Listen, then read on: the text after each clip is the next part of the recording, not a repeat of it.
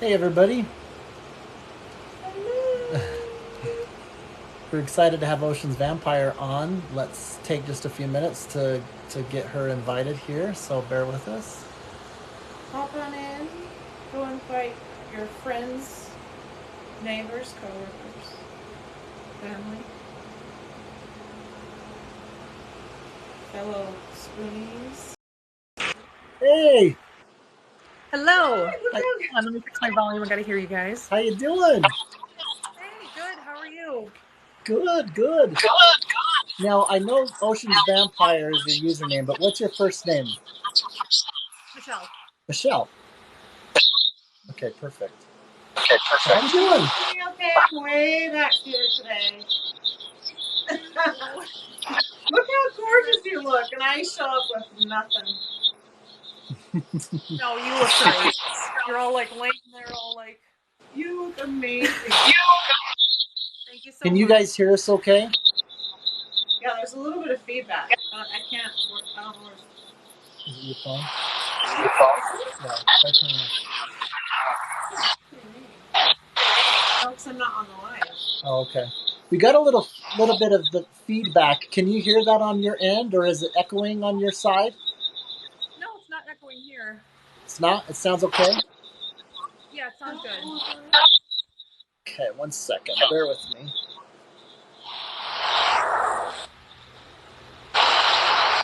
One of my followers is saying it's very choppy.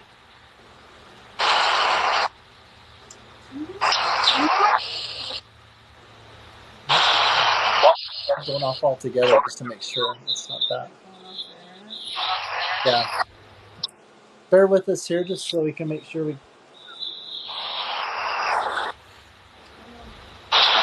Do you have the ability to like mute your audio just to see if it's on your end real quick? Is there a way? Um, Is there a way that you can adjust to see? what I can do, I can put in a headset. But you want to try Does that? it? We could try Yeah, that. give I that a don't know if try. Let's you're see if closer that. next to each See if it other. helps. Give me 1 second. Okay. Bear with us, guys. Sometimes this happens.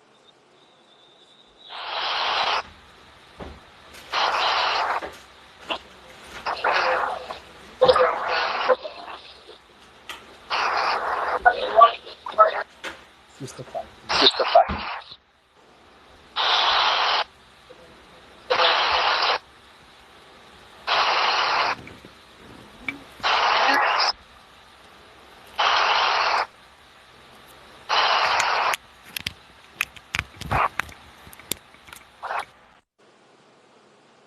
Ooh, I think. Can you hear me?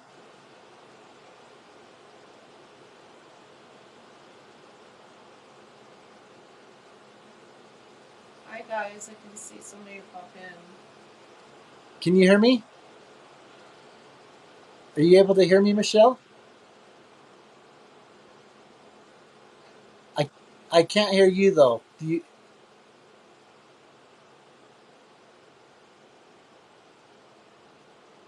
But the feedback's gone. Okay, with the feedback. Okay. Sorry, I had to take those out. They That's didn't a. have Ooh, that's a little better. something. I know. I'm like, That's a little bit better. Is that better? Yeah, I'm not hearing the I'm feedback. over here holding Oh, that's still. weird. Wait, please, nobody move. I Nobody think we're breathe. okay. Go ahead and say something. Um, Let me see. Where do I begin? Yeah, I think that that's Yeah, I okay. think we're good. We can hear you. I think we're good. Okay. Okay, they're saying it sounds better as well. Yay! Awesome. Thanks, you guys, for that. Really weird. But first, wait, I have a serious question right off the bat. Sure. And we're gonna go deep, you guys, real quick. Twilight or no Twilight? No Twilight. No Twilight. Not even the books? Nope. Just no Twilight? Nope. Okay, because I was like, Nope. Rex, I've gotta ask. What about Vampire It's Diaries? totally. I have not seen it. I can't really say as much as Okay. that one though. If you are a fan, of the movies or the books, that's totally cool. It's just Yeah. not for me. Yeah, that's awesome. I thought that would be such a fun question to get to have you answer because it's so. It's actually been a while since somebody asked because the movies aren't as new anymore. So Yeah. Yeah, Yeah. especially because a lot of your posts are you're such an artist, you know, Oh and my you've got word, yes.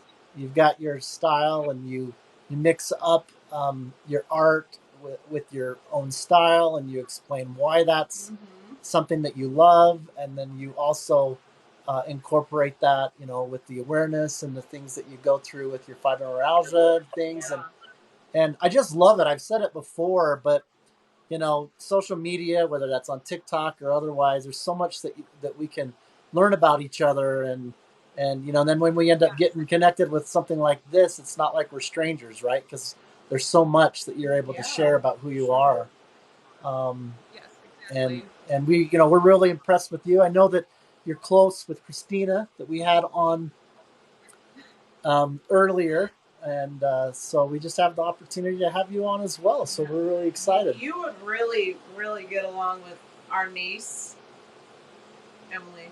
Emily, yep. She loves cosplay. She loves anything Halloween. Anything. Halloween. Yeah, you guys would just. Oh, that sounds wonderful. Yeah, I'd Yeah. love to meet her. Yeah, and Yeah, my favorite sure. color is black. I mean, I'm usually in black to try to be. So there's, well, there you go. you know, bonus points there. I would say then you'll like our whole wardrobe, the whole house. Yeah. Well, you look amazing Christina's in it. hi. She's actually she lives with me now, so she's in the other room. Who's that? Christina But does. she, yep. I was So wondering. she says, I thought that was the case. I knew she'd moved, and she moved just right after we had an interview with her, and my understanding is that she had moved with you guys. So I think that's cool that's still really amazing. Yeah, but they've been best friends. Yeah, it's been wonderful. Yeah. Oh, that's so amazing. Yeah. That's neat. Well, listen, I know that you have fibro, which, you know, we've talked about this before.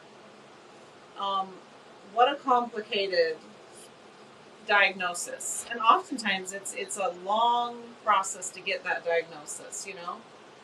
But yes, very much. You also, so we definitely want to dive into that as deep as you want to go, but also I know there's enough. I've kind of gone through some of your posts. If you want to share anything about, you know, mental disability awareness or just whatever, and even about yourself, what you're into, what you love, what, you know, what drives you, and helps you get through those days of difficulty and pain, and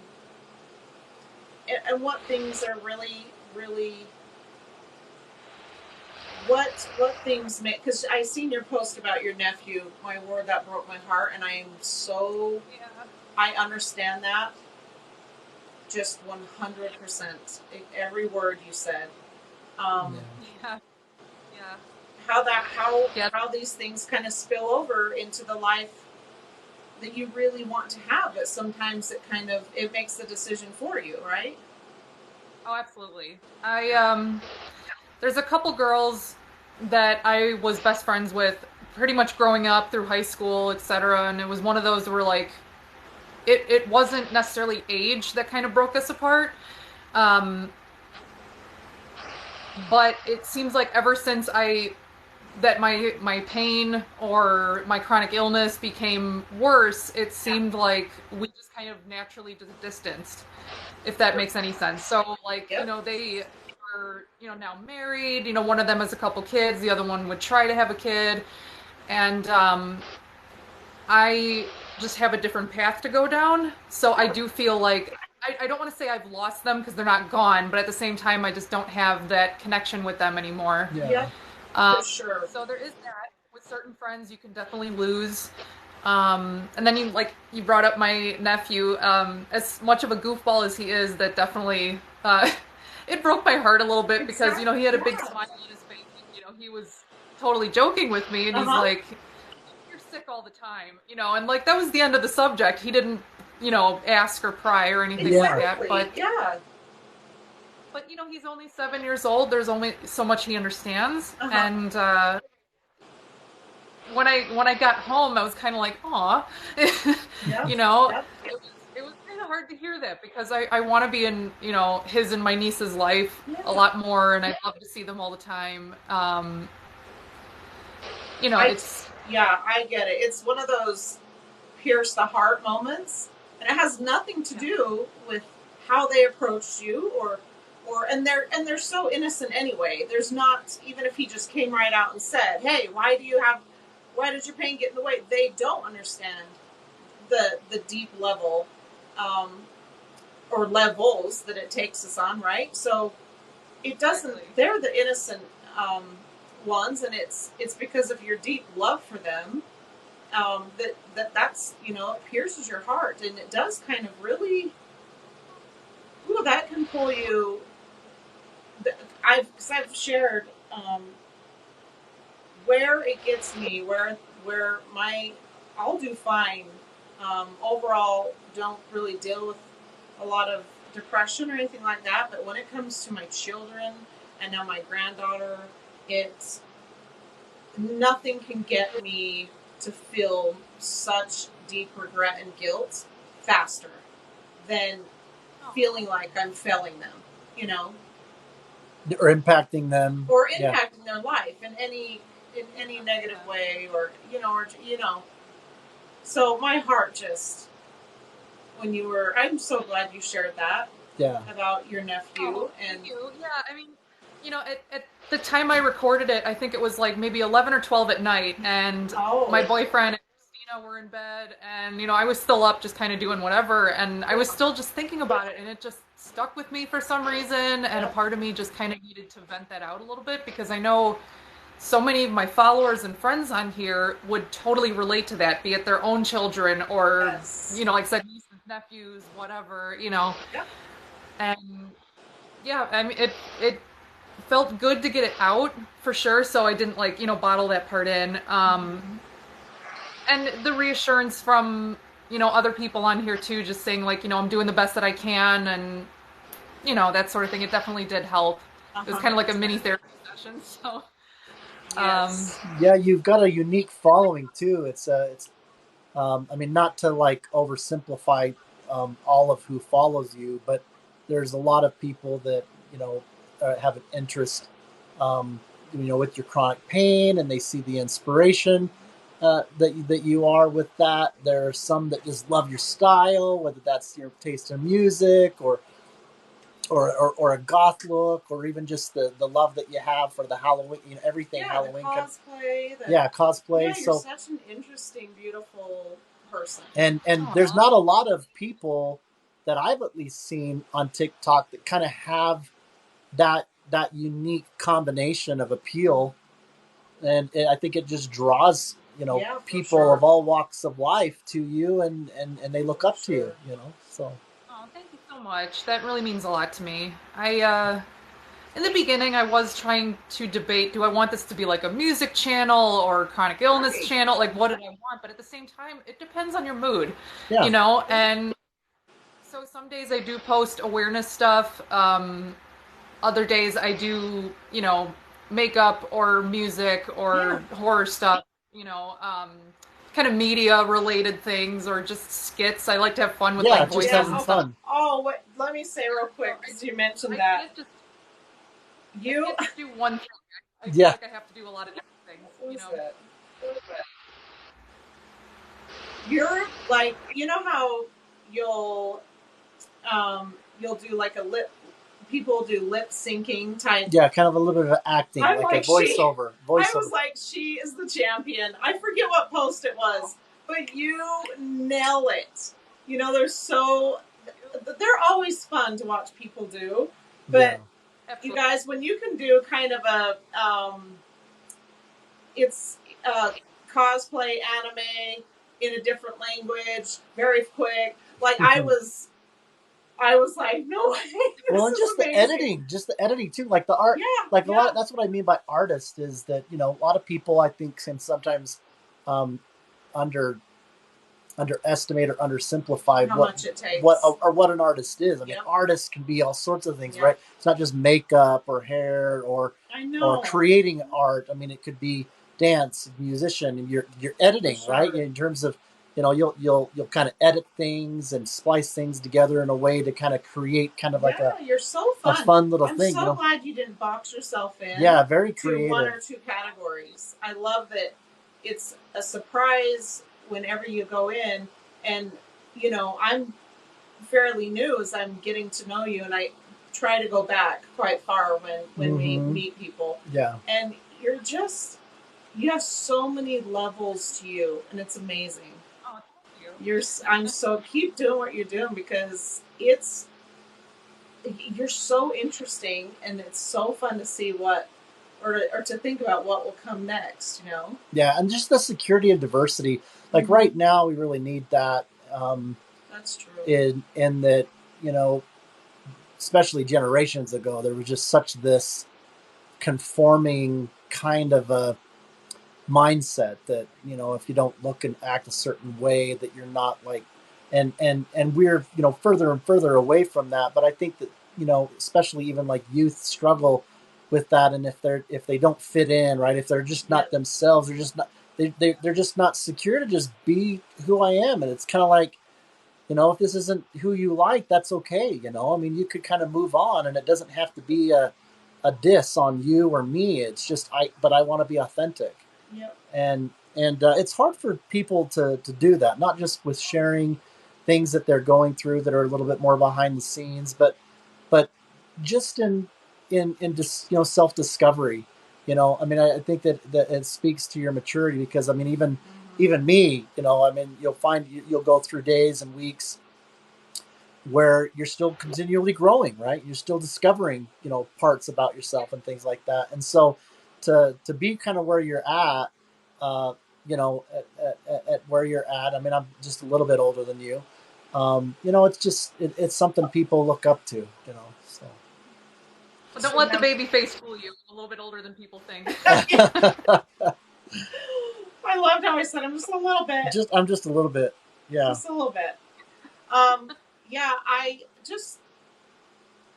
and then we're going to let you kind of dive into whatever you feel comfortable with. But just to begin, or say this before you continue, thank you so much for being brave enough to say, this is who I am, this is what I love, this is what I know I can offer. And because there's too many, especially as Rex was saying, you know, too many in this world that don't even know, and I'm saying this from a really personal space right now, don't even know who you're supposed to be, or who do I want to be, and is that going to be okay? That took years for me to figure out. And I'm still figuring that out. And so I sincerely thank you and applaud you for doing what you do and being it's you. my pleasure. Yeah, absolutely. Because well Thank done. you so much. All your support and everything you guys do. I've watched what you guys do. You know, I've obviously seen you guys interview Christina, and I just think you guys are such a wonderful couple. I've been talking so highly of you guys because I knew this live was coming up soon. So I'm like, these people are so sweet, and thank you. That means the world, especially coming from someone like you. It really does. Absolutely. Thank you so much. Of course. Now, let's start with your fibro, because it's so interesting how every single person, well, with many diagnoses, but especially, fibro is one of those especially difficult, and difficult on the person that's diagnosed, especially because it is one of those, well, we don't see it. You know, you're not taking it. So what happens to you physically, and where does that happen in your body? I mean, it's kind of got a longer answer than just here or there. I'll just kind of go down the really quick history of it all. Whatever's easiest for you, absolutely. Okay. When I was a kid, it all started in my jaw, so I had really awful TMJ in here. But we thought, maybe growing pains, no big deal. Like, I've been to the dentist, no one ever made a big deal out of it or whatever. Yeah. But it never went away. And I've met so many people who have TMJ, and they're like, yeah, I had it for 2 weeks, took anti-inflammatories, whatever. And I still have it to this day, and it's awful. And so much to the point where I got a CT scan, and they pretty much, the way they described it is that one side is kind of shorter than the other, kind of like how your legs are. Yeah. So you wear something in your shoe to kind of even that out.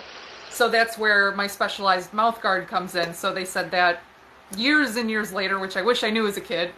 Yep. But by the time I got in my teens, it started developing as low back pain and neck pain on top of the jaw. So again, we didn't think of much. I was a pretty active kid, like it didn't really hold me back at the time, but it was just kind of in the back of my mind. Right. But then by the junior, senior year in high school, I started getting sick almost daily, and I didn't understand why. But at the time, I was going to see a chiropractor, which I do not recommend for anybody anymore. But I was going to see a chiropractor, and every single time he would crack my neck, I would leave feeling sick and nauseous, and I knew something just wasn't right. So we only saw him maybe a few months or something like that, a few sessions here or there. But like clockwork, every time after we left, that's how I felt. And it got to the point that in high school, like I said, my junior, senior year, I remember there was a 2 or 3 month span where I was in the nurse's office almost every single day, trying to take naps or trying to relax in a, darkened room or something like that, just because I had that nauseousness that wouldn't go away. Yeah. And that was the first time I had to start taking pain medications every day, like a chronic thing. Yeah.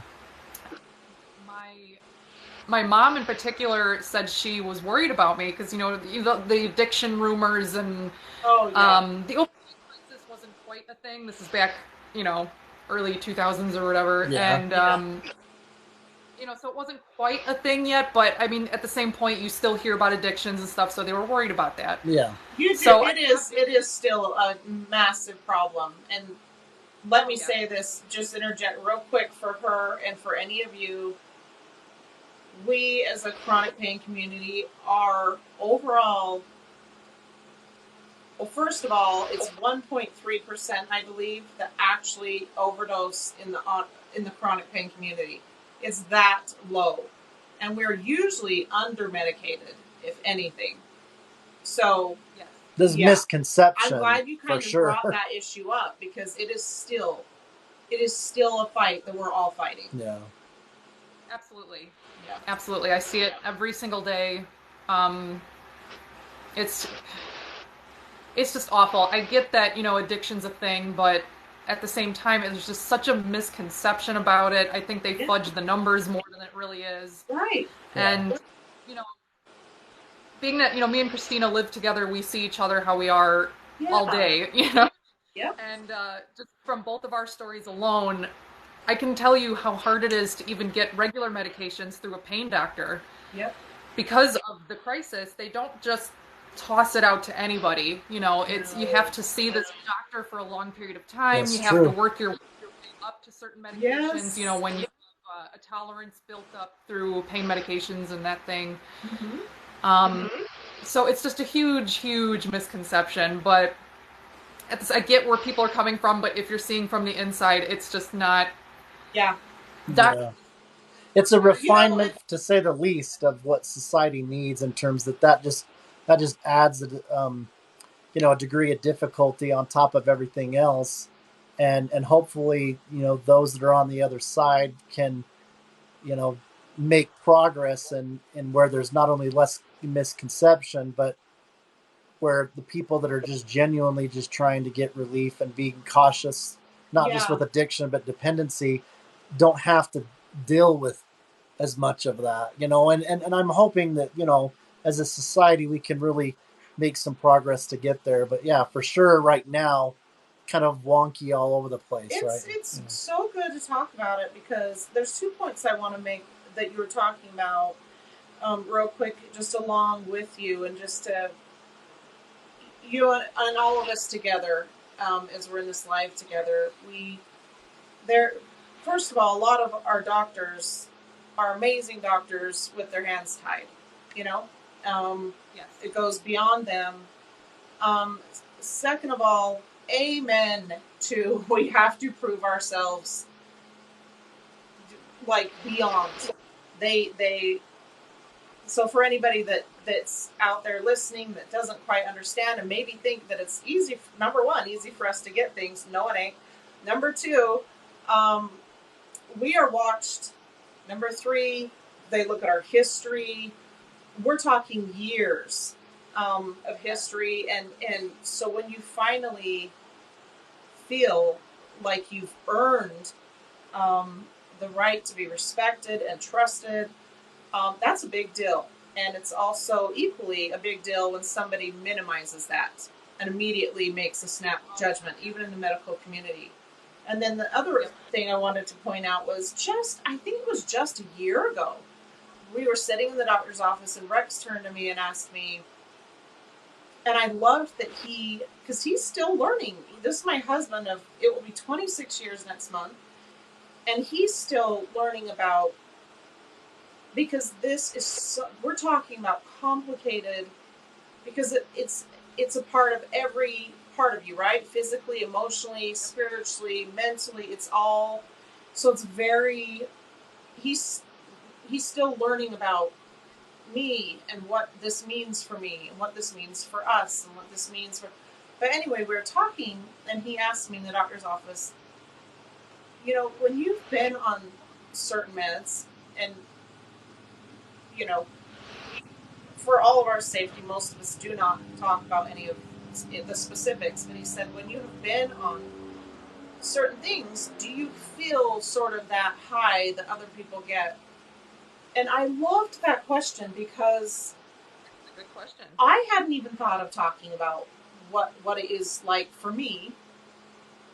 When you have pain at such a high level, this is exactly why these meds are made, for this type of thing. And this is not you get high, people. No. Like, this is, it's maybe we're hopeful that when you take your meds, that it might be enough that hour, that day, that moment, that it will bring it down enough for you to just maybe rest. I don't know. Yeah. Or maybe do a little 10-minute project, like put laundry in. But this is not, we are not, and I'm speaking for myself and other people that I know that we've talked to.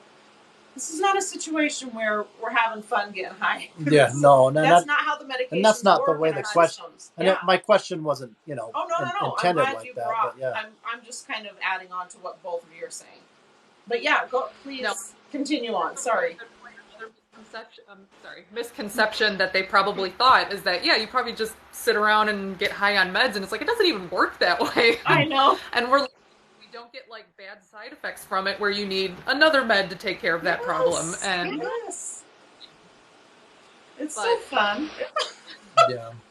Totally. I know. Last all day.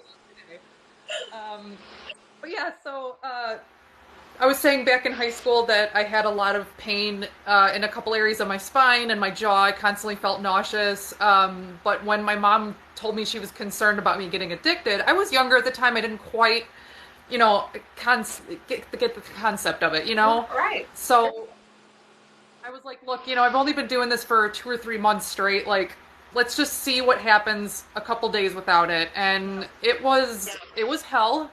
I remember that much. I did stop, but I still had a lot of days where I just felt absolutely miserable. And I remembered that it was Excedrin migraine or extra strength at the time that I was taking these. And it was at the time the only thing that would help me. Nothing else would, and it was almost a waste of time to take them. But that was the only thing that was over the counter that would help me, and it was just to be able to make it through a day of classes. Exactly. Which which is interesting because I think that, you know, in being kind of fair to anybody that might have some misconceptions as we're trying to increase awareness and that education about it, you know, there's something to be said about that. There are some similarities that make it to where I guess it can be easy to have some misconception. For example, you know, let's say you're a diabetic and you took your insulin, and you know you sat there and watched, you know, the way that someone is able to function with them having the you know the insulin properly Mm-hmm. in them, and then try to see what they look like and what their behavior is without the insulin in them. You know, they're in a little bit of a different category because there's further progress with diabetic, but you know, Right. people don't look at that and say, well, look at the druggie, he can't even function unless he's got his insulin. You Exactly. know, and so we're not quite there yet as it pertains to chronic pain and things like that for whatever reason. No, we're far from. And We're far from. but you know, there are people that you know, have a not just a dependence. Like Right. you have to understand, having needing to have. We're all okay. If you're a biological creature, you have a dependence on chemistry, right, to live, and but sometimes your chemistry isn't working properly to where you're needing to have the help, like in the insulin or whatever. So Right. there's going to be a supplemental to that dependence. So that's very different than, but addiction is where, you know, you could, you know, if you have such an excessive reliance on something to where you're pursuing it beyond what doctors are all, you know, put in place to kind Which of is why they watch regulate it, us carefully. then Yeah. you know, you have those, you know, those scenarios where even the person that is the drug addict would say, yeah, absolutely, I'm addicted to it. And the whole way in which they're talking about why they want it and why they're pursuing it, and even mentioning that they need to have that higher fix. Or th- just that numbing yeah, out. there's differences while at the same time similarities, meaning that they are going to be saying, like with an alcoholic, I can't function without it, right? You know, there's going to be those kinds of things, just like the diabetic would say, I can't function without Well, it. You this know, is the so difference, and then Michelle, you can tell me if this is the same for you as it is for me. The difference that I always think about is because I've taken myself into a hospital and detoxed there, and I've done it like you, where it was just at home. I had to. One of them was a very strong medication, and I just started forgetting words. I would just almost every sentence I would forget one word, and I was, you know, you have to weigh like is this medication making things worse? Like you said, the side effects are extremely real and sometimes dangerous. So I detoxed also from home with my doctor's help, of course. yeah, because But sometimes when you're trying to really, pursue I'll forget. medications, sometimes you can get it right and sometimes you're not quite there, right? Yeah. So it's not a perfect science, even with the experts that are trying to help you. And in some Yeah. cases, Let me. it, I'll you know, forget. go ahead. Um, you guys, I do this. Sorry. Um, You're what I was trying to say was, oh, for me, I really when I detoxed, nothing in my system. And it's funny that you mentioned the Excedrin, because the only thing that would even barely touch it was that um, Excedrin that was the strongest, and it was like a 12-hour. Like you couldn't take anything else on top of it, which that's kind of a panicky feeling when you take that and you're like, okay, I can't. If my pain gets worse, I'm kind of screwed here, right? But so where I knew this was more than, because I can handle the word dependence. My brain is somewhat dependent now. My therapists really helped me understand that. But where I know that I'm not doing this for anything else other than my pain is because when I was detoxed off of everything, my pain was not only still there, but it got much worse. And I'm sure it was that way for you as you were figuring out your body and listening to it. So it is very, very different. And when we take it literally to have a better quality of life. It's the only thing, and it's what it is made for. We are the reason these were made for. Yeah. But go ahead. Yeah, so we're not, so that's the whole point, is that, working with your professional, even if it's a little bit of trial and error, and some might make it worse, some might not. But fight for yourself if you feel like, no, this is. Well, and I have the confidence that just like the diabetic, that people with chronic pain can find help in a non-addictive way and have it be something where they're safely just being responsible for their health. And that is what I think Nell has been able. It's far less on our side than it is on those who are giving meds. I think we're overall a very responsible group of people who just want to be able to do things. Yeah. Oh, sorry. I think there's just a huge difference between dependency and addiction, and people just don't quite understand where that falls, especially in the medical field. I feel like being dependent on a medication is kind of like a mobility aid to me. Like, it just helps you get through the day. It helps you function. You're not altering your mind in any way like alcohol drug would. Like, it's like a cane or a wheelchair or something like that. It helps you, and that's what it's there for, Yeah. Yes, I don't know. I feel like people. No, that's a perfect way to say it. I loved what you just said. And that's what you bring it back to the fact where when you use, and this is such an important conversation, you guys, to have. It's so sensitive that people just aren't having it. And we're not doing a perfect job. People are scared to have it because they're scared to be thrown out of an office. They're scared to be, because if you kind of fight back, I've had a manager of a pain management office. She was the manager of the whole place. And she pulled me aside and said, hey, maybe next time fight a little less for yourself because it makes you look bad. That was so asinine. Like that. Yeah, you can, and you can't. Yeah. So this is me saying fight for yourself. But at the same time, I understand there's real fears for us about what do we say? How do we say it? When do we say it? Who do we go to? Who can we trust? But Michelle, let me know if those things kind of ring true for you as well and your journey. A lot of the things you said I can totally relate to. I've had side effects from different medications. Like you said, it's a trial and error thing. Nothing's going to work the same for everybody. And even if it did, you can have, this person can have this many milligrams, this person needs this many, even if it's the same med. So it's just such a difficult topic. Mm-hmm. Yeah. I just want to say one other thing, and then we'll kind of move off maybe the meds a little bit.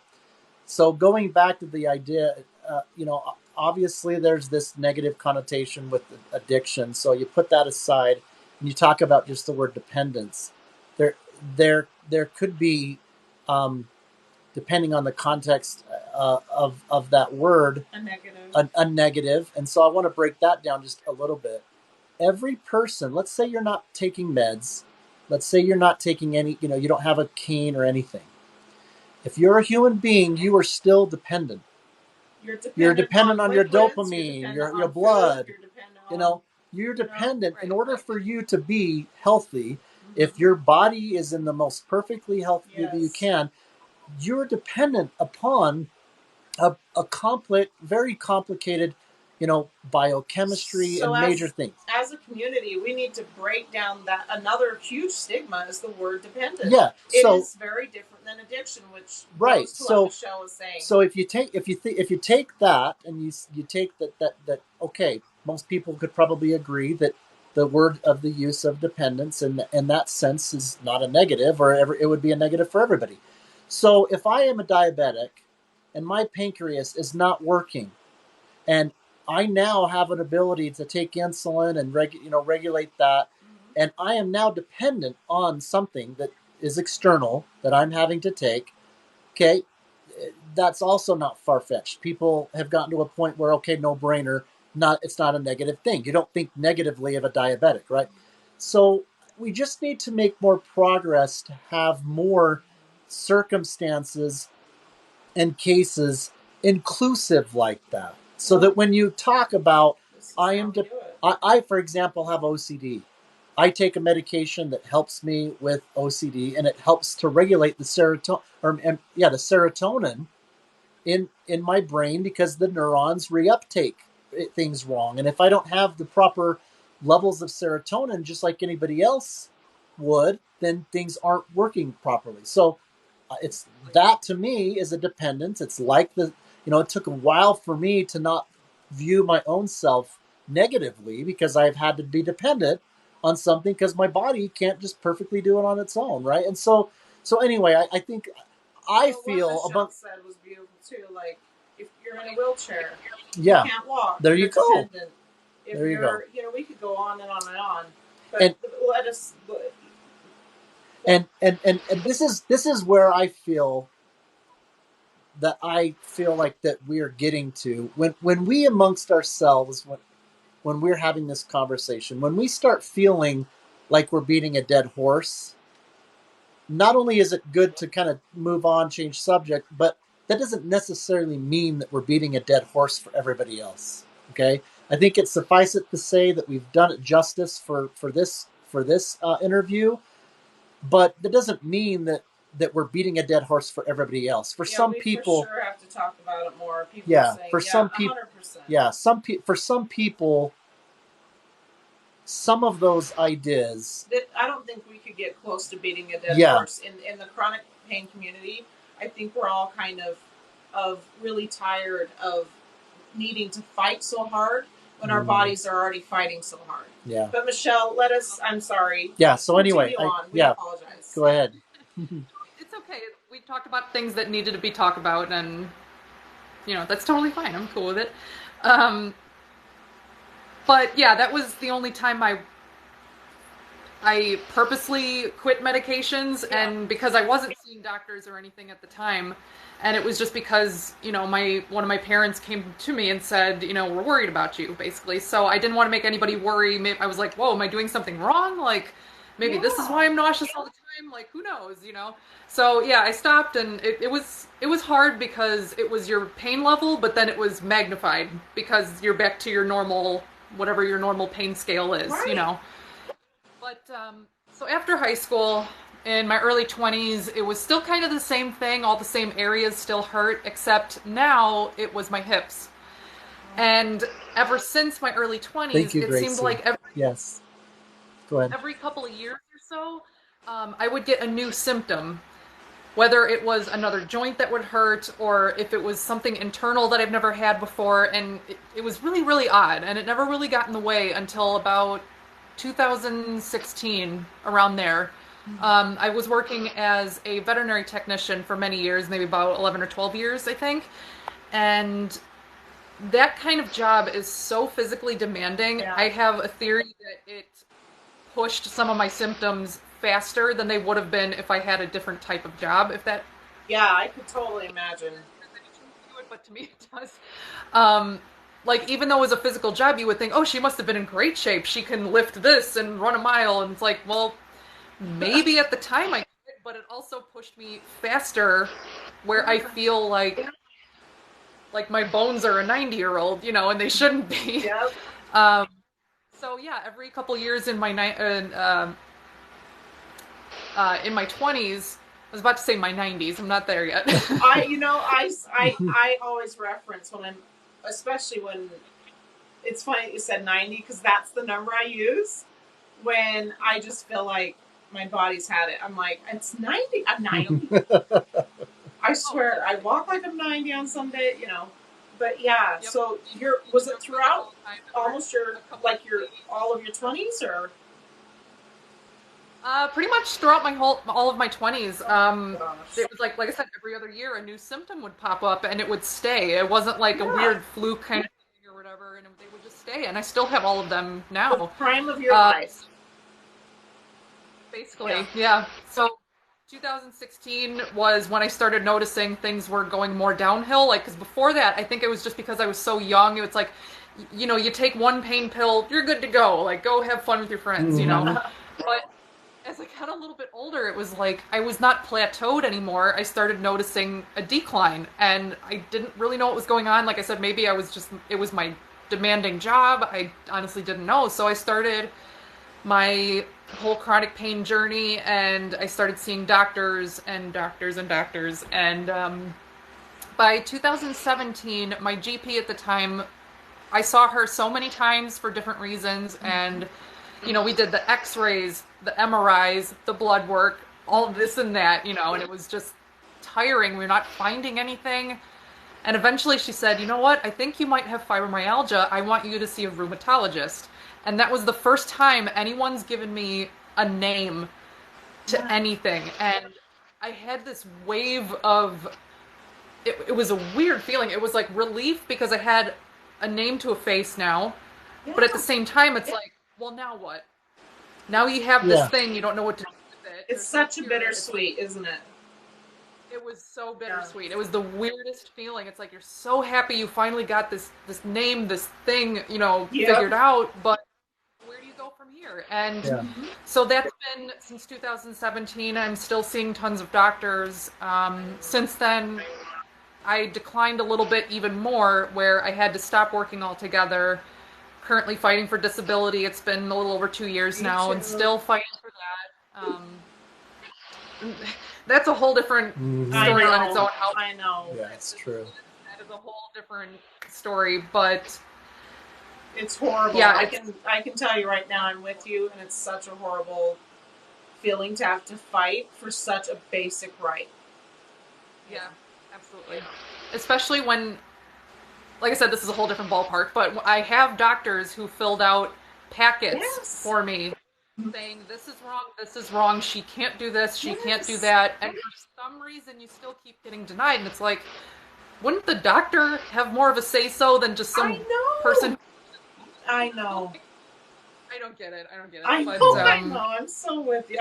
I'm so sorry because I know what it's like, and it's so demeaning.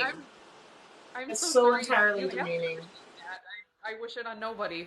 I really do. It I has wish to on do with nobody. it has to all to do with money. They're trying to reduce the amount of money going out. It's if everybody, yeah.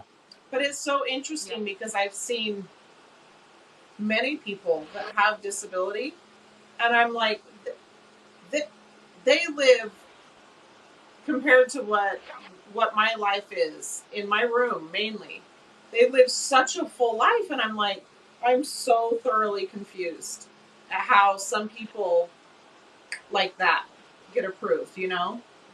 When like Michelle and I have doctors saying we're vouching for this person. We've watched this person suffer and decline for years. We're not talking months. We're talking years. Well, so you said it's progressed, gone to your hips. So it just kept spreading. That's how it felt. Yeah, and I've had people. One guy in particular, love him to death, but I was kind of talking to him, updating him on certain pain symptoms that I've been having. And this was a couple years ago. He said this to me, but it never got out of my head. We were kind of talking, and he was like, yeah, don't go the surgery route. You don't want to do this. You don't want to do that. And we were just having a decent conversation. Then he leans in and kind of goes, maybe it's because some people have this disorder or that disorder, or some people are getting older. Yeah. And he kind of leaned in that way. I'm like,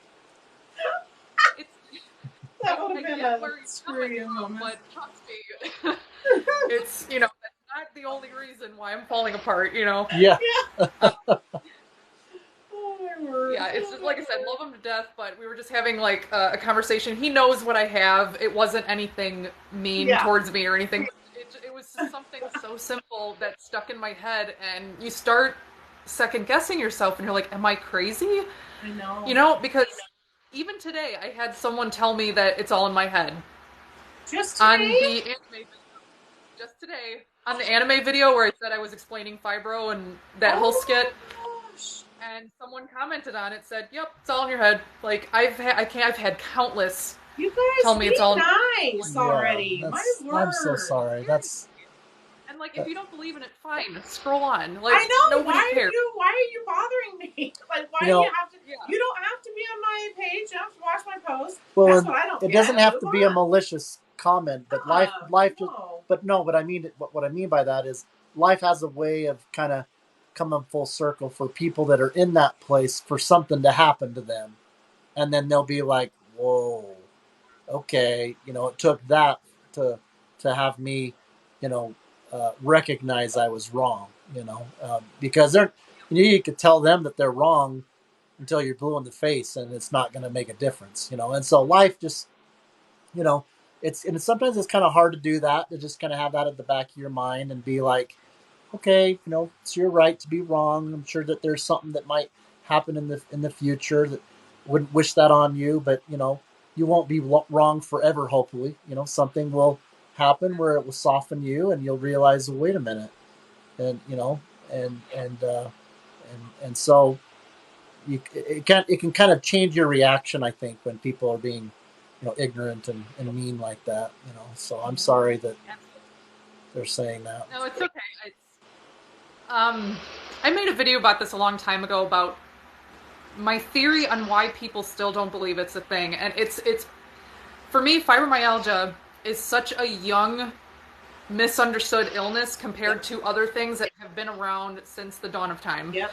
You know, and, I have read before that fibromyalgia wasn't even a name until about the 70s, when they just had to start giving a name to it because they didn't know what it was.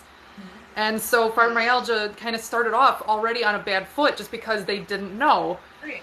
And then for years it was known as an autoimmune disease, or it was this or it was that. Half the doctors don't believe in it, the other half do. And, it was so wishy-washy for so long. And then really finally was. in 2015, they finally changed it to a neurological disorder.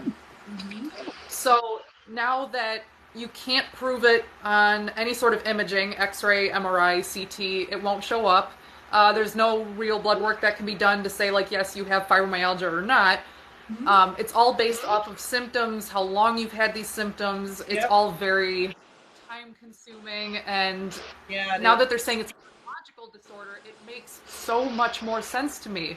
Yeah. Because since you can't see it on these other things, then obviously there's something not wired Yeah. right, and you can see that imaging. I don't know about a CT scan, but And you weren't going crazy, because I'm sure for years you were like, is this in my head? What's going on?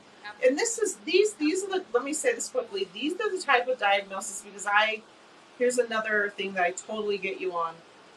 CRPS takes quite a while to diagnose, and a lot of it is they look at not just what you have, but the absence of what you don't have. And they have to, it takes such a long time of watching us as patients to say, okay, this is, so it's a hard fought, deserved diagnosis. Yeah.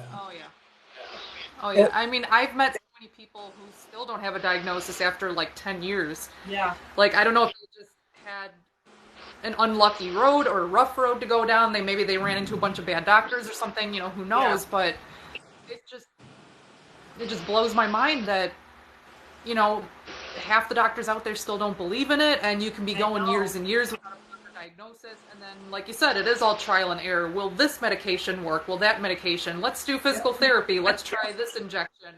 Yeah. I can't tell you how many different things I've tried and none of them work outside of surgery. I haven't had surgery, but outside of, anything else that doctors can prescribe, I've been there, trial and error with medications, like I said, spinal injections, CT scans, MRIs, X-rays, all types of blood work, and sometimes you just can't find anything. I know. Yeah. But the silver lining of all of that is between doctors which many of us have several, um, between doctors and even your pharmacist. My word, our pharmacist, I thank the heavens for him. I don't know how many. Every time I think of him, he's just helped. But you guys, it's see, I'm doing this again. No, it's okay. I mean, just so many people play a part in the helping of all of this, and this is going to get recorded and uploaded to YouTube, and having it be dual like this, the comments don't get recorded. I'd like to, if we can, you mind if we take a few minutes to get caught up on some of these comments, because I know that people are kind of engaging here with this, and I want to have an opportunity. Is that okay? Yeah, I'm actually was trying to respond to them. Yeah, so Bob Swiley 09, surprise, enjoy the gifts and keep posting great content. Thank you. Ashley Baby Girl, hi. Pepsi Guy 50, my favorite people. I have Fibro too. Mandy had popped in. We had interviewed her earlier. She says, hello, I've missed you guys. You too, Mandy. Pepsi Guy, what meds are out for it? I got diagnosed at 26. There was some confusion earlier about, they were saying, are you addicted to pain medicine? Because I was there and need to get help. So I'm not out of place. Just let me know. That? So Pepsi Guy. Wow, that was there. That was a very brave comment. Had to get help. Yeah, and then Gracie, Gracie Colonel, replied to him, says, I give you so much credit for admitting that. That helps you and us.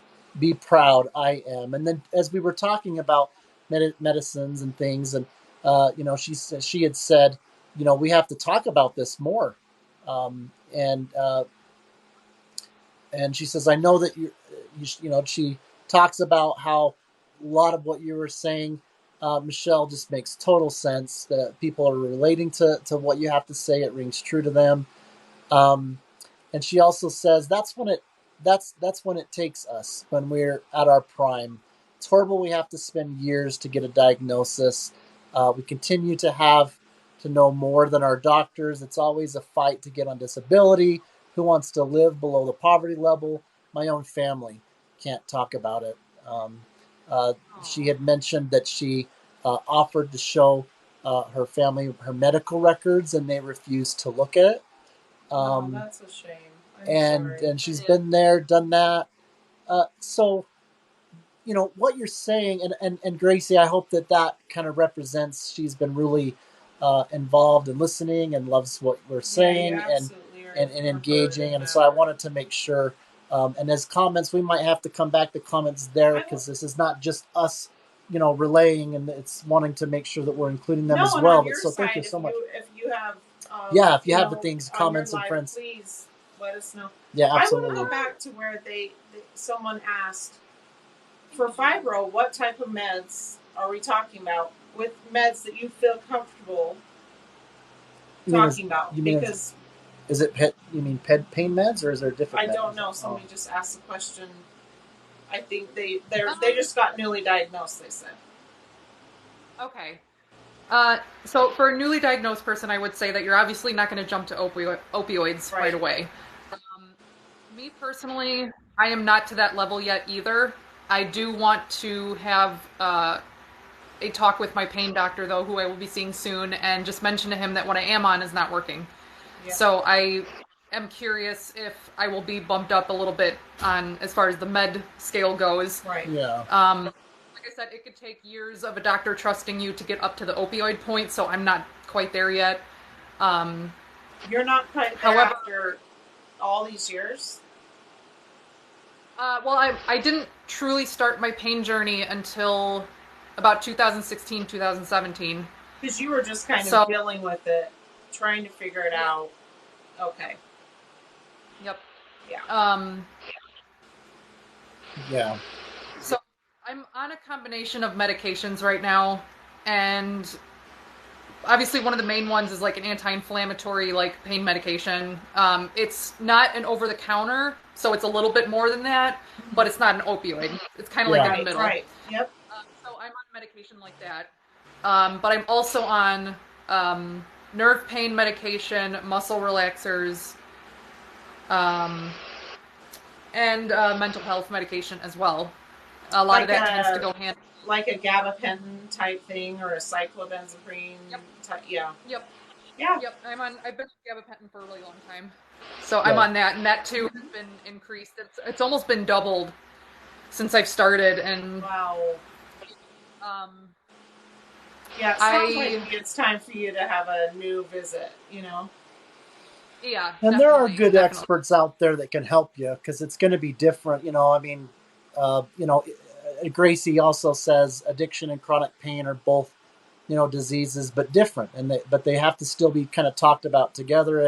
And if you there are some good people. If you have a bad experience with one person, maybe ask around friends and family, and people are starting to talk about it enough to where good referrals can happen, to where as you Absolutely. start getting to talk with someone and then they get into the specifics of, okay, let's try this and that, try that, or whatever, some of the more horror stories that we're hearing can be, greatly reduced because, while we're trying to do things on our end, of course, there's good people in the Oh, my pain word. community, So, doctors so and pain many. management. They recognize that they want to improve all of these things. They want to be able to treat people You, accordingly let and so me forth. just make a quick plug because this is something none of us in this community are going to want to miss. We have an interview with, and here I go again, I'm blank. Um, but the amount of research that this amazing woman has done, End pain stigma. End pain stigma, go follow her. Yes. You will not regret it. She does the behind the scenes real work so that we can go to our doctors and say, look, I'm educated on this. I know the rate of overdose within the chronic community, and it is so low. And I know my rights. And I know that I have a right to be treated and out of pain if possible. And Right. so we're going to be interviewing her in the future, and she is just a pit bull for those that are suffering. She is she's amazing. She does a lot of tough work. Oh yeah, Yeah, me and her name's Claudia, is what Gracie's telling us. I didn't know that, Gracie. Oh, first name's Claudia. Yeah, Claudia Yeah, from yeah. End Pain Just, Stigma. and if we all start understanding the facts together, we all become a very powerful force. Absolutely. What? I'm sorry. What were you saying? As well, you guys were just kind of talking over. Oh, my apologies. No. No, Yeah, I was saying, I wonder if it's the same woman or just a part of this group. But me and Christina were in the past year supposed to go to End Pain Stigma um, rally that was in Chicago. We were supposed to go and join. Yeah. Yeah, I think it Um, might be her. Her logo is a little balance scale. It's like a black picture with like a balance, like the balanced weight scale.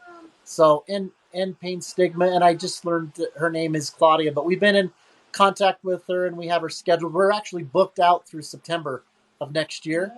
That doesn't matter because we'll be doing more a week. Yeah, and Nell keeps saying we'll do more frequently. So even maybe more than that. So the booked out to September. I don't want you guys to get that in your heads. Yeah. I would like to do more so that we can just Yeah, but Gracie's saying that she does rallies.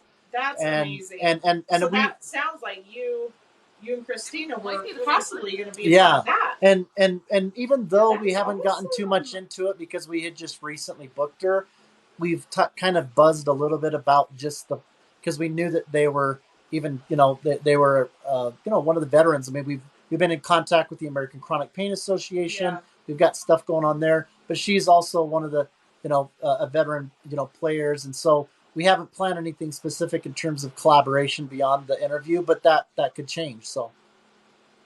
Oh, that's wonderful. I'm so happy for you guys. You guys have booked out till basically next year. Yeah, it is crazy. People, and people aren't all they're not able to join the weekly lives all the time or stay, because people have got lives, but we record these and upload them to YouTube, and people are able to go and watch them and things, and I think we're all making a difference. But sure. And I appreciate the sweet sentiment, but like, I view it as it's all of our.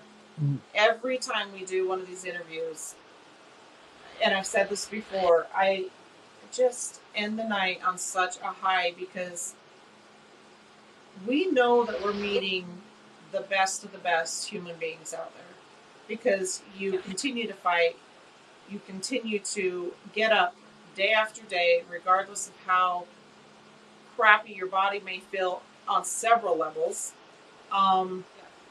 And any victory we have is your victory, and it's because of you. And us coming together,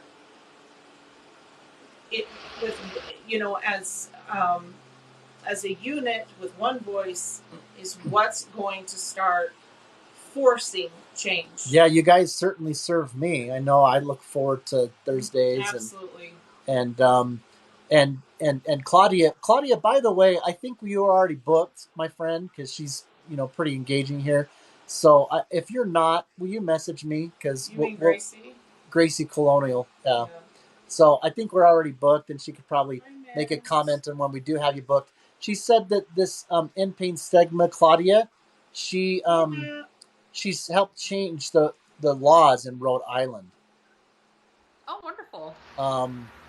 And Mint Enyos come in. You're making a difference more than you know. We've got Matt Blockstack. Hey guys, we just interviewed him. Really quick, you guys, because Gracie mentioned getting end pain stigma on sooner. We absolutely can do that. Would that be something, all of you? I know that would be something. Yeah, message me. Yeah, will you just message me that, Gracie, just to kind of encourage that. It doesn't have to be to take your spot, because I'd have to look at the schedule. But she will have to take your spot. We will. Yeah, it doesn't take a lot to just have some things be a little bit earlier. We've done that on occasion, so we'd be interested in looking at that. But we got Matt in the house. Matt, if you guys haven't seen the interview that we just did with Matt last week, go check that out on YouTube. He's as cool as they come, you guys. He's a cool cat right there. Good fun. Oh man, I still have a question for you. Continue on about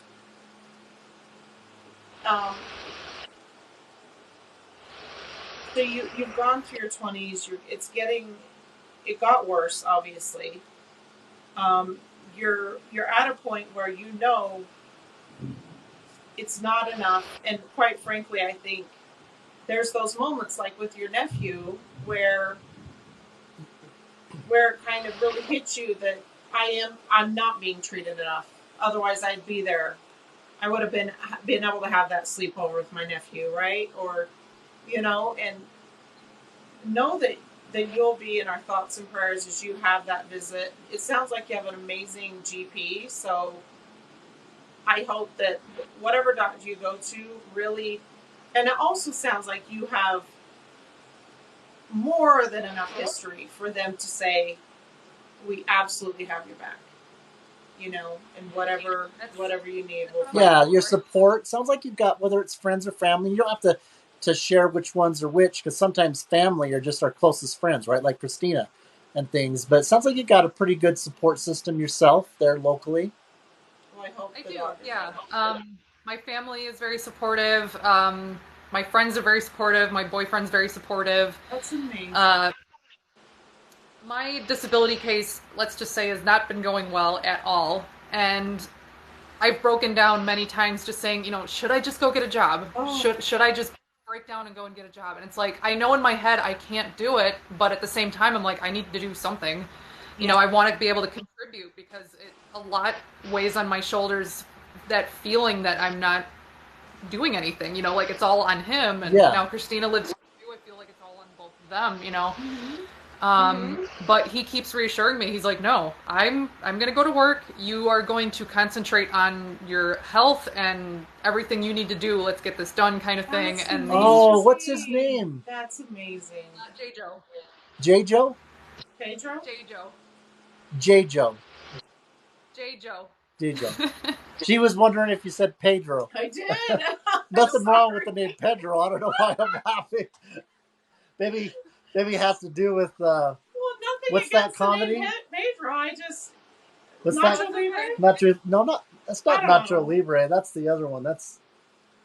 Anyway. I don't know, but that was just kind of funny how we just Vote for Pedro. It's a name you never hear. I understand. What show was that?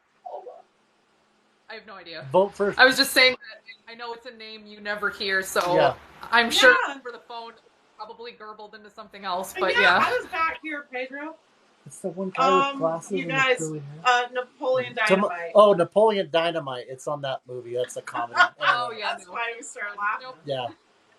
Or just call him John. We love comedy. We love Napoleon Dynamite and Nacho Libre, and we just love a wide range of genres. Yeah, we do.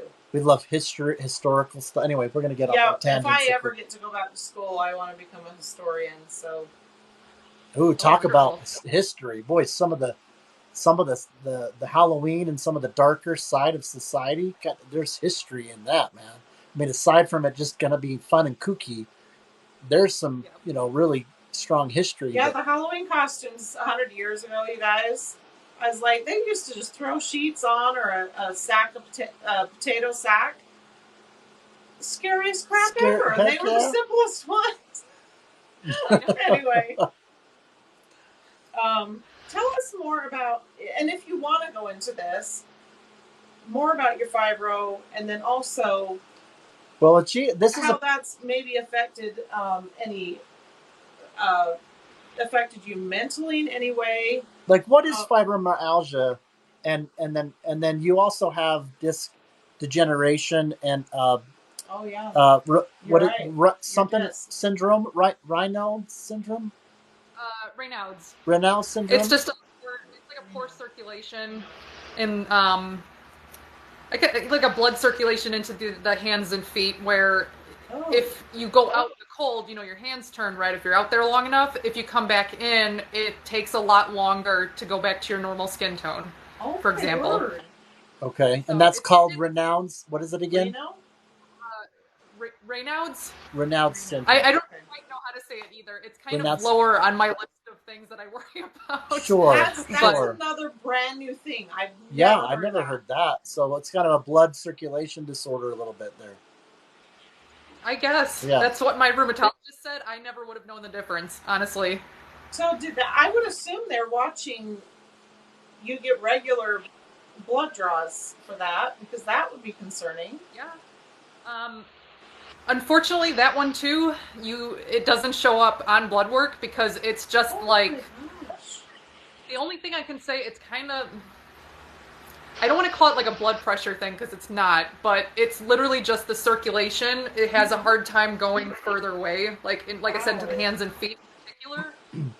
So if they turn red because they're too cold, then it'll just take that much longer to normal. So it'll take a while to regulate. Gracie has a little bit of knowledge about that. She adds and says, lack of oxygenated blood, especially in the hands and feet. That's amazing. See, this is what I love is people helping each other know, maybe, because you guys... It's the first time I've ever heard of that. Before, where you may help someone find their diagnosis. Mm-hmm. There's actually a show out there now where a doctor is choosing to go to to mainstream people and allowing them to submit videos to help doctors diagnose better. Yeah, they're having success with it. It is incredible that we're at that point, because we are the most powerful and helping each other as we live it, right? Yeah.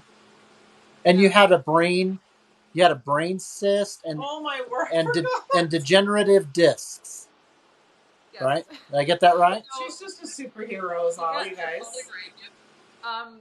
Like I said, the Raynaud's syndrome is kind of, kind of lower on my list of other things. So sometimes I even forget I have it because it just doesn't affect me as much as other things do. Um, Degenerative disc disease is something that actually I want to say 9 out of 10 people are going to have in their lifetime, but most people don't notice that they have it because it doesn't affect everybody the way it affects some people. Some people are more sensitive, or maybe theirs has progressed faster or worse. And that's also why I think my job, what I had, was progressing things further and faster. Because something like disc disease you usually don't get until you're in, your 80s or something like that. And that's why it's that joke that older people shrink. It's because the discs in your spine dehydrate and they literally become smaller like this. So it actually can shorten a person by, let's say, an inch or two. And that's why people joke that when you're older, you're going to be shorter than you were. That's why. Doesn't mean you're going to feel it, but sometimes if the discs are so bad, you'll start getting bone on bone, or they can start hitting nerves. You can have the muscles around your spine. Like for me, example, my muscles, they spasm a lot because I think it's overcompensating for my spine not being the best. So I have a lot of bulging discs in my cervical neck and in my lumbar, which is my lower spine. So bulging discs, it could be slip discs for some people, which may or may not require surgery. I'm not quite there yet because they keep telling me, you're too young, we're not going to do this. I'm like, okay, fine. Yeah. My L5S1, which is again the lumbar, it's way, way down below. That one, I actually have a big rip in it. So that one I'm trying to watch as much as I can because if it does heal over, which it doesn't truly heal, it kind of scars over, if you will. Yeah. But it can have the potential to rip again or rip worse than it has, which is very, very painful. You wear a back brace, don't you, sometimes? And yes. Yep. Yeah, I have a back brace, which I got through an orthopedic doctor. I used to have a real cheapo one that you just get in like Walmart or Amazon or something like that, but that one wasn't doing anything because it didn't have what is called like the hard pieces in there. What they call is boning, which means it's like it kind of goes with you but supports you a lot better. If you just get a regular brace, you just Velcro it together and just wear it as tight as you can, and that's it. So it didn't do anything. Mm-hmm. It was like pretty much like a corset. I was just gonna say it would be just like a corset. A lot of these back braces, they literally can mold it to your body so that it's exactly what you need. Yeah. And cortisone. So Gracie just said she just got some cortisone injections today. You were you posted about how you got some cortisol injections, and that seemed to help a little bit for you as well. How often do you need to get those? I actually just had my first round because long story, but I used to see a different pain management doctor, and back then when he was looking at like all my information, this was like the first or second time I met this man, he was like, okay, let's go for spinal injections, like right off the bat. And at the time I'm like, okay, if I haven't done that before, how bad can it be? And whatever. And it was one of the most painful things I have ever been put through. It is awful. So anyone who gets those often, you're my hero. But it did not work for me. I was rolled into a little like a recovery room. It's not like surgery, but it's literally like a little recovery room, and they give you a few minutes to kind of get your stuff together and yourself together. Yeah. I remember being wheeled out in a wheelchair, like to go find my boyfriend so he can drive me home, and the doctor was like basically running around like a chicken with his head cut off, like he's just running back and forth. He stops and he goes, "How do you feel? Do you feel okay? Are you okay?" And I'm like, "No, I feel like I was just stabbed in the back. Like, I do not feel okay." And then he goes, "Okay, we're going to do an RFA in 2 weeks." Runs away, goes to his next patient. And it took me at least a week to heal from that injection alone. And he wanted to see me in 2. So it was not until I did a little bit more research at the time. You're not supposed to have injections any more than a month apart from each other. And he wanted to see me back in 2 weeks. Especially for an RFA, which is a radiation frequency ablation, something like that, where they actually burn a part of the nerve down there, or wherever Oh your spine yeah, issue is. Yeah, So nerve had I've had those. no. that's a huge step from just an injection to an RFA where you're literally burning a nerve in that Yeah, area. yeah, Right. yeah. Nell had When that I done read, for her, and all of what you're talking about, even though it deals with some procedure based stuff. Gracie's saying, avoid surgery for as long as you can. Surgery recovery is extremely painful, um, and amen to that, right? I mean, we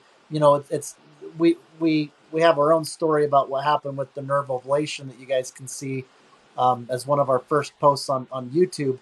But these injections and that nerve ablation, these things that they were doing, overall, did you feel like that it was things that were helpful, or do you have any feedback in terms of recommending against them for yourself personally, or? I know some people who they have worked wonders for, and they can Right. get 3 to 6 months worth of some sort of relief from injections. Mm-hmm. For me, these spinal injections did not work. Like I said, it took me about a week just to heal from the injection by itself. Like Yeah, I just the was injection. afterwards, I was hunched forward like I was 80, and I needed help up and down the stairs. Like the first couple of nights, I had to wake my boyfriend up if I needed to move from one side to the other on the bed. I would have him Wow. literally wake up in the middle of the night to help me roll over because I was in so much pain with it. Oh my Um, so that was maybe back in 2017, 2018, I had those done. Mm-hmm. And then a few months ago, I saw my my rheumatologist, and he knew I had those done. So we were talking about doing the cortisone injections for a very, very long time. He said they'd be a walk in the park compared to what I've been through.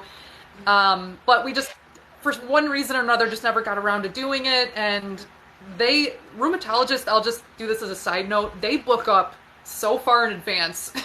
Like, I'm lucky if I see mine every 6 months, to be honest. Yeah. But that's another reason why I just never got the injections, because I'm like, well, they're only supposed to work for how long? So, But anyway, so I gave it a go a couple months ago, and I had 4 injections total. There was one on each side back in here. They were trigger point injections.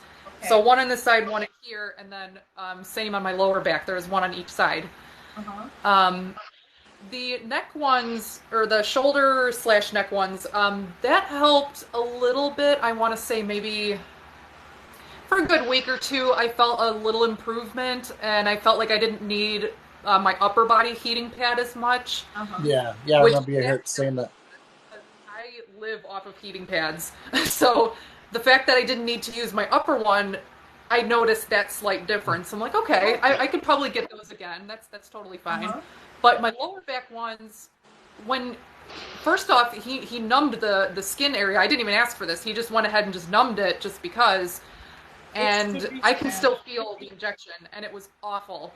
And I'm not going to say awful in the moment, but the needle was so tiny, like you couldn't really feel the needle itself. But the stuff that he injected, I felt it go like in or around my nerves in that area or something, because I definitely had nerve pain shoot down like one of my legs when he was doing one side. Yeah, and they were just cortisone injections. Like the needle is this tiny little baby Yeah. thing. He had this huge reaction to it, and I remember even a couple days later, half a week later, um, I had weird muscle spasms where one of the injections were. So it felt like that injection spot just didn't quite work, or just something was off with it. But I do see him again as well in another month or two, so I will probably ask again for maybe the upper ones, maybe do an additional one up in the neck and just see how that one goes. But lower back, it didn't work for me. Yeah, Unfortunately, none of them. So interesting. my overall gut, if people are trying to make up their own minds about procedures, because Gracie's talking about how she's had grotesque procedures. Yeah. She's talking about one winter she had first degree burns on her entire back from heating back pads. So I think that it would be a disservice to say that anything that's available out there, don't completely avoid. I think there's, you know, people that are so extreme and then they won't try anything. And then I think that the other side where they're just trying everything, and what they discover is that they end up, you know, a percentage of that made things worse. It's such a personal. You have and the professionals, I think, not that I think that we're in a day and age where it was as raw as earlier, you know, where I'm sure human beings really felt like test, you know, mice, test rats, lab rats. But to some degree, they're still kind of experimenting, you know. I mean, we're part of them, you know, trying to. There's a lot of pioneering that us as patients are going through. And then there's only so much the FDA and the trials and all that can happen. So, you know, to think that if you're now in the chronic pain community and you now need to go and try to figure out all, you know, navigate through all this, it would be nice if anybody could just say, hey, look, here's the diagnosis, here's the things, here's the procedures, here's the medicines, here's the whatever, and boom, this has been tested, and we have a 99% success rate or whatever, and away you go. You know what I mean? Because I've been told. Yeah, that's true. I've had 100% success rate on nerve ablation. Yeah. And I was the one that it didn't work on, but it actually created a pretty significant injury in my nerves. Yeah. That I'm left with now. Yeah. So there's no perfectly risk-free, safe way of going about it. My brother just had surgery on his back for his discs, and he said the next day that even with the pain that surgery caused, his back felt so much better than before. Wow. So it just, you know, there's always going to be, and it's totally personal for you. It's got to be your risk tolerance. Yeah. What's your risk tolerance? Yeah. You know, Gracie's saying she's had so many experimental procedures. Yeah. You know, I mean, doctors and them, the people that are willing to do that with patients, of course, they've got their stuff that they sign in terms of reduce their liability. And, you know, there's something to be said about trying to figure out, because if you don't try, you know, but at the same time, you know, some people will go and have a procedure and then, you know, sometimes they're paralyzed after, or this or that or whatever, you know. I mean, sometimes they'll go and take the medication. Don't scare people. Well, no, I'm just saying that, you know, it's something that none of us are trying to say do something 100% or not. We're not experts, we're not professionals, but we can share our experience, we can share our views in terms of what to try, what not to try. But ultimately, it's really between you and your doctors. Yes, and another element I'll throw in there, because we talk about the difficulties that we face and needing to be careful and many, many, many decisions that we have to think about and consider. Some of my procedures, a lot of them, I absolutely was willing to try, number one, because maybe one of them would be a small miracle. But number two, I needed for doctors, pharmacies, insurance companies, whoever, to be able to see that I was willing to do what doctors wanted me to do. That's true too. So that I could get whatever treatment. Yeah. And quite frankly, my doctors are at pretty like the end of the road. They feel like they've done as much as they can do, really. Because ketamine treatment was our last ditch effort, and at last minute they were like, "No, we're too afraid to try this on you." So but I think that it provides, you know, that's one of the reasons why people are kind of drawn to these kind of conversations, is that sometimes people are experiencing things with their doctors and they're not getting exposure, and they know in the back of their mind, I can't be the only person that's going through this, but it sure can feel like it. Some people can You know, absolutely if feel you're like not they're the seeing only it on person. TV, if you don't have anybody in your community, your churches, your this, Nobody's people aren't talking talking about it, your family, you can feel like, wow, I mean, I'm going through this, and it's just so unique that I just don't feel like that that they could just feel Have you, alone. Michelle, have you, and I don't know with your state what laws, I don't know if they, because it wasn't long ago that Utah passed being able to get medical marijuana, medical cannabis, a year and a half ago, I think it was, only.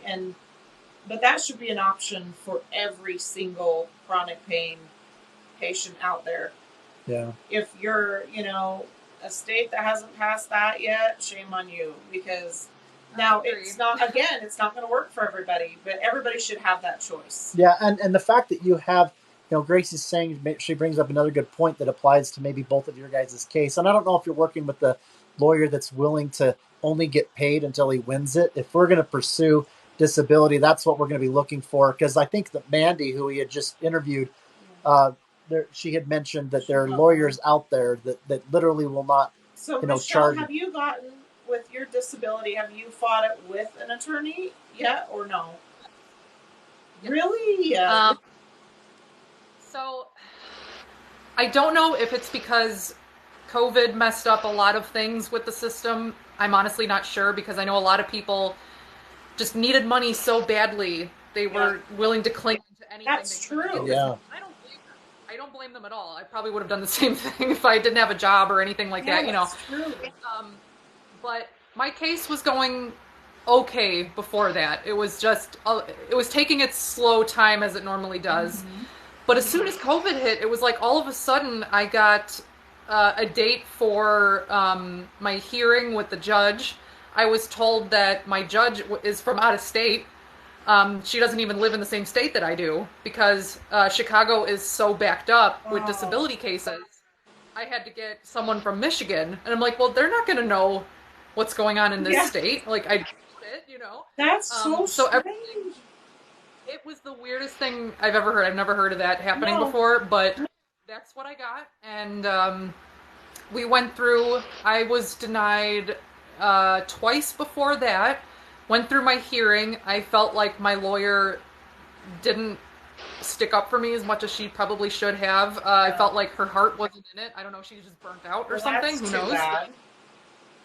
So my case was thrown out the window, basically.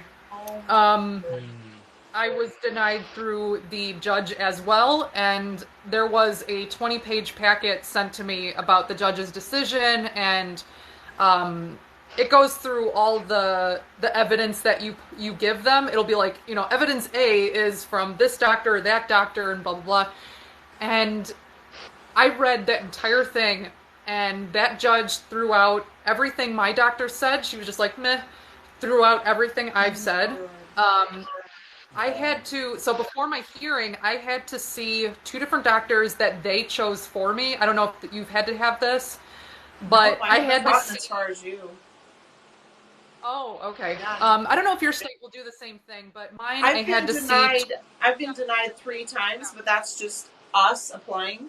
So I haven't gotten an attorney yet. Well, that's the thing, So is this the is appeal. good to know. Well, the thing is, even if you've got an attorney, it's like you have to appeal indefinitely. I mean, it's not as easy.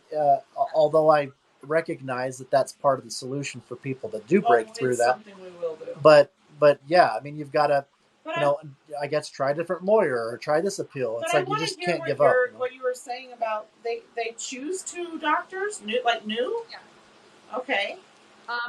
It's doctors. I don't want to say that they work for the state. I don't want to put it that way, but the state themselves, the Social Security Department, whatever you want to call them, they chose 2 different doctors for me to see. One being some sort of physical-based doctor. I don't know if he was just a GP or what his term was. Independent, non-biased doctor is what Gracie's kind of. Yeah, but basically that's why they wanted to send that, just so it's literally a non-biased. That's the perfect way to put it. So I saw one person for the physical side of stuff, and then I went to a therapist to discuss my mental side of stuff. And after the hearing, and I was reading the judge's notes from the hearing, she even threw out their evidence. Oh, And it was just the word. weirdest. It was so odd. I'm like, well, why send me to these people and you're just gonna like throw them out as the evidence isn't good enough? And so my case was completely thrown out. That lawyer called me and said, the only other option now is to go to federal court, which they don't do. So it was just terminated. The whole thing was just terminated. So I am now restarting from scratch, and I have a new lawyer. Good and for you. Yeah. Yeah, you Maybe gotta. with another lawyer and another judge, it will be like night and day. Well, it's just the same thing like the medical community. Nell's, without getting into the whole story, Nell's had terrible, terrible experience, and then she's had some amazing experience. And so sometimes what you go through happens to be with that individual. Just because, you've got, it doesn't mean that I'm saying the justice system. I mean, obviously there's corruption everywhere, but sometimes, like in this case here, you may have somebody that's making decisions, and maybe that was horrible. Maybe in their mind, I don't know what was going on, but they're having to judge things that are legitimate fraudulent, things that where people are getting there's you could watch TV and everything her doctors. Well, and their doctors I know that's what I'm saying. I'm not agreeing with it. I'm just saying that the people's whether it's an imperfection of these people, think COVID has made it a lot, or whether it's just making it difficult for them to filter through, because obviously there are people that literally will say on TV, "I'm addicted. I need my disability because I'm getting heroin right now." And so there's people that are getting, that are paying thousands of that Social Security fund to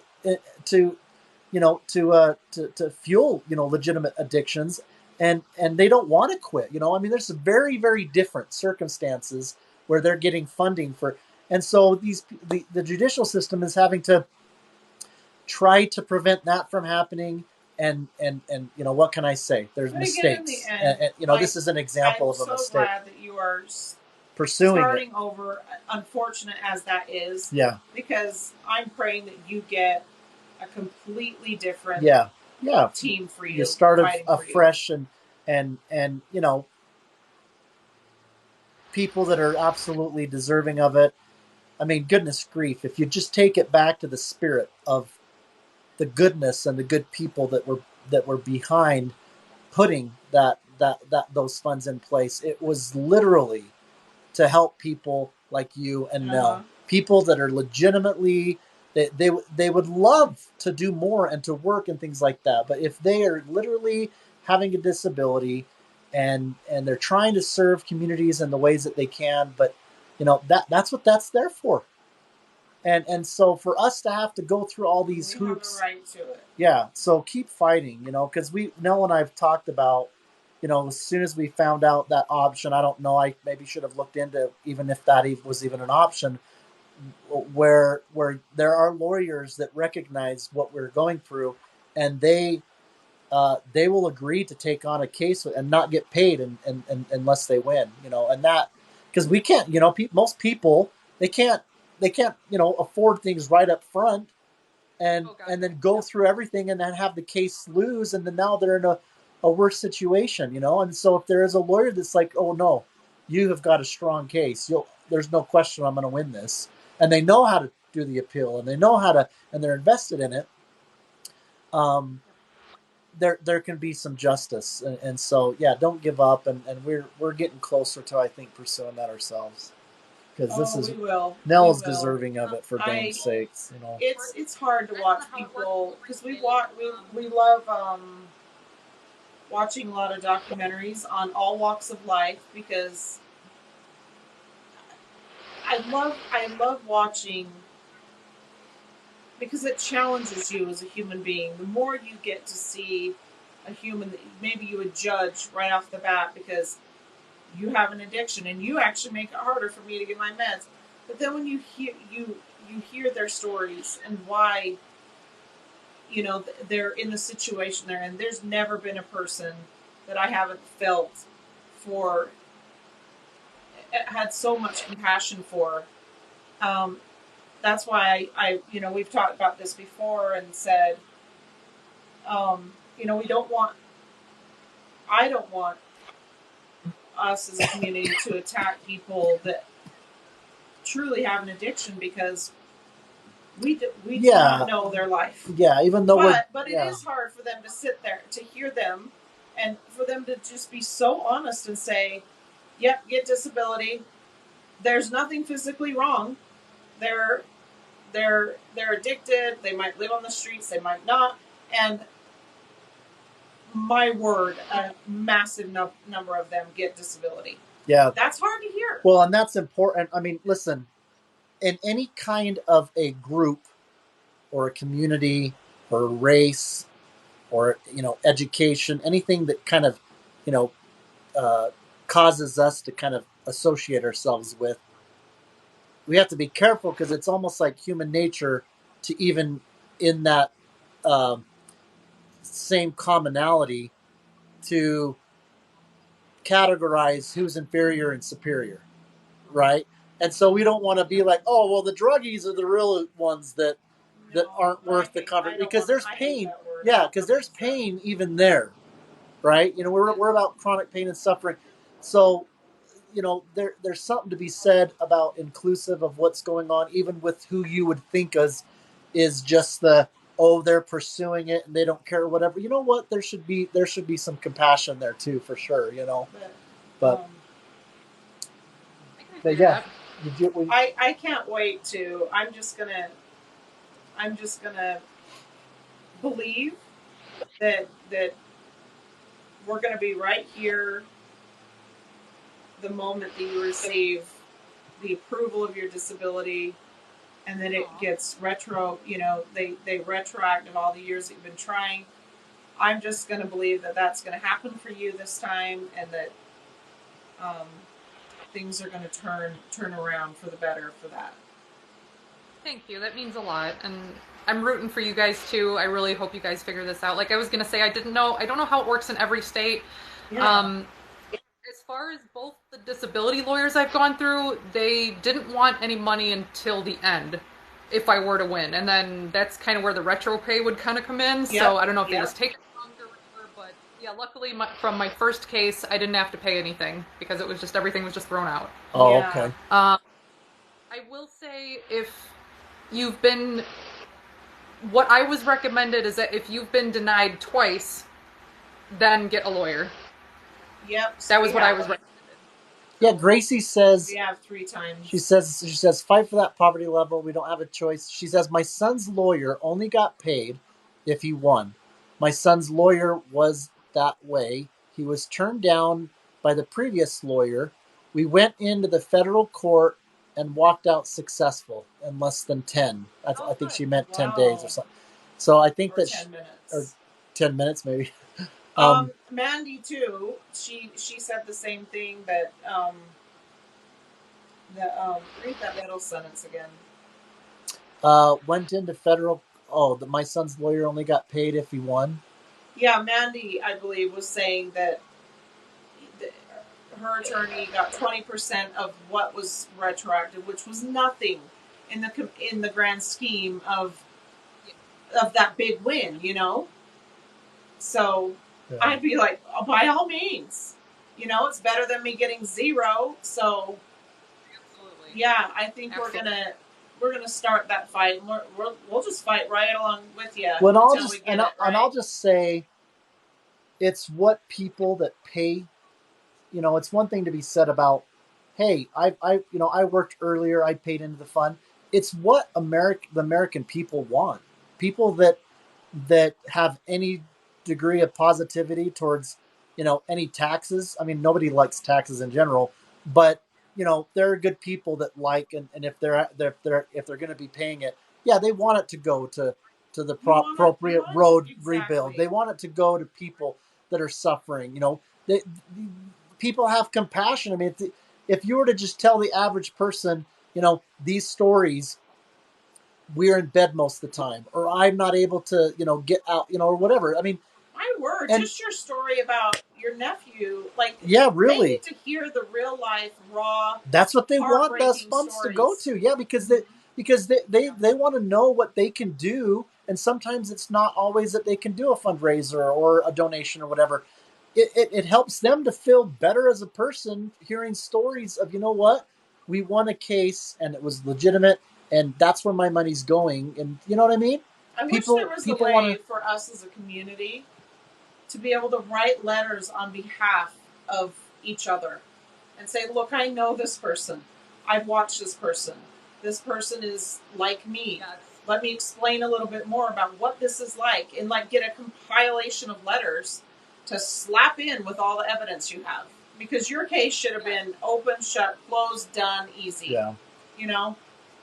It's upsetting. But I'm going to believe it's going to change. There is something like that. It doesn't really hold up in a case very well, but I did that in the very, very beginning. I think maybe even before I got a lawyer. The first couple of times I got denied.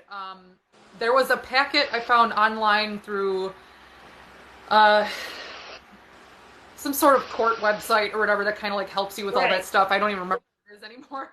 But there was a packet that I had my boyfriend fill out because he lives with me for so many years, and we've been together for so many years, and like he knows me better than anyone, right? You know, and so I had him fill it out and say like, yes, she needs help with this. She has to do X, Y, and Z, but do it this way. And you know, it was a packet. It was a lot to fill out.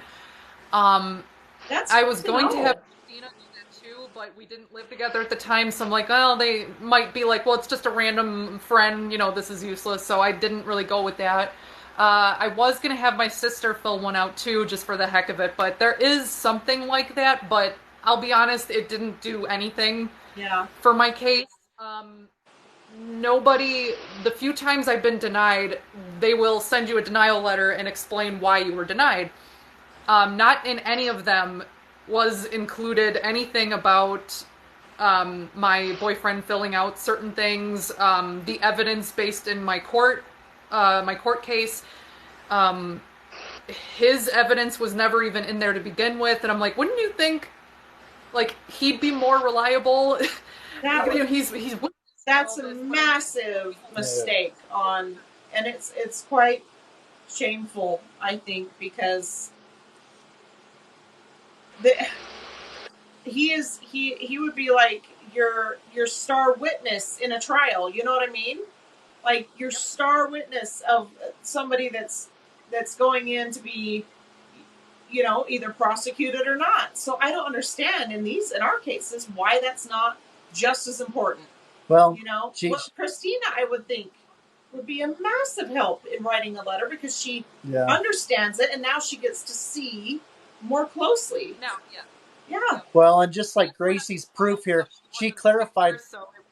What was she saying? Oh, say that again. Sorry. My apologies. Back then, Christina wasn't living here yet, so that's right now really why I didn't decide to have her fill one out. But if I were to have packets now, I might ask both of them to do that. Yeah, because Gracie said that she clarified that it took 10 minutes. That court example. She says, I did the same for my son because I know him better. It didn't help for us until we got the attorney. So 10 minutes in and out to be have that victory. That's amazing. Yeah, so there's right people. Look, it comes down to the right people again.